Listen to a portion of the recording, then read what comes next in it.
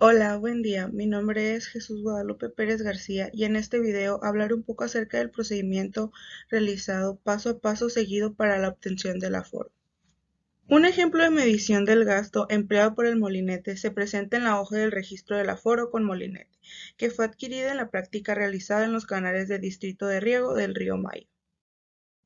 Como se puede observar, esta cuenta con 15 columnas y un número variable de líneas, que depende de la cantidad de lecturas realizadas en la sección transversal de la corriente.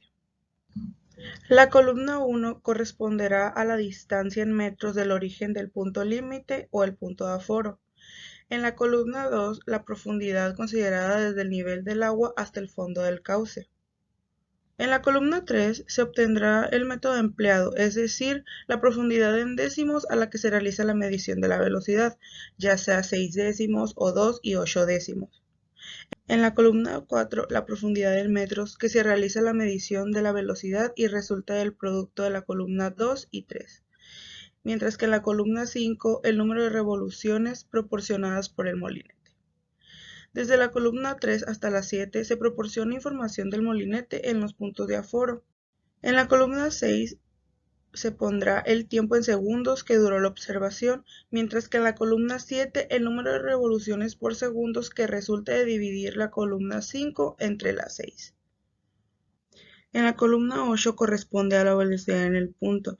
Si el método es el superficial o el de 6 décimos, se tendrá una sola medición, pero si es el de 2 u 8 décimos, se tendrán dos mediciones.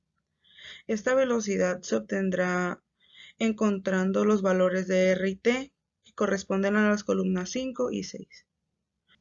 En la columna 9 se anota el coeficiente. Generalmente se considera de 0.9 y se emplea únicamente en caso de que la profundidad de medición de la velocidad haya sido superficial. En la columna 10 se proporciona la velocidad media en la franja. Se obtiene según el método empleado para la determinación de la velocidad. Si el método es de 6 décimos, la velocidad es la misma que en la columna 8. Pero si es superficial, la velocidad se obtiene del producto de las columnas 8 y 9. Si es el método de 2 u 8 décimos, la velocidad media se obtiene promediando las dos velocidades que se tienen en la columna 8 para la misma vertical. La columna 11 corresponde a la anchura de la franja, que se obtiene restando el límite final al inicial, los cuales se encuentran en la columna 1. La velocidad se obtiene sustituyendo n de la ecuación que le corresponde al molinete. En la columna 12 se obtiene la profundidad media en la franja, que se obtiene mediante la expresión Pm igual a A más 2B más C sobre 4, donde Pm es la profundidad media en la franja, A la profundidad límite inferior, B la profundidad de la vertical sobre la que se realiza el aforo y C la profundidad límite.